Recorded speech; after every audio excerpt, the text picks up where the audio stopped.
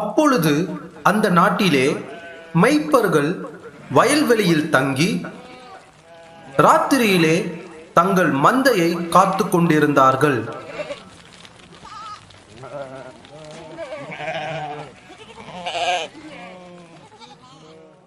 அவ்வேளையில் கர்த்தருடைய தூதன் அவர்களிடத்திலே வந்து நின்றான்.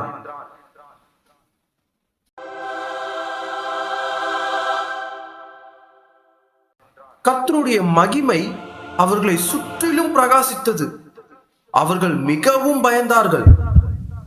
தேவதூதன் அவர்களை நோக்கி, பயப்படாதிருங்கள், இதோ எல்லா ஜனத்திற்கும் மிகுந்த சந்தோஷத்தை உண்டாக்கும் நற்செய்தியை உங்களுக்கு அறிவிக்கிறேன்.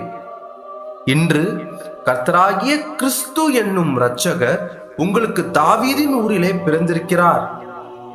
பிள்ளையை துணிகளில் சுற்றி முன்னணையில் கிடத்திருக்க காண்பீர்கள். இதுவே உங்களுக்கு அடையாளம் என்றான்.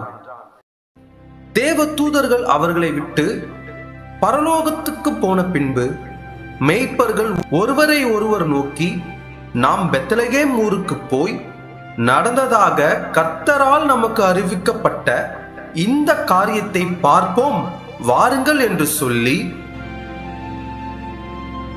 தீவிரமாய் வந்து மரியாளையும் யோசேப்பையும் முன்னணையிலே கிடத்திருக்கிற பிள்ளையும் கண்டார்கள்.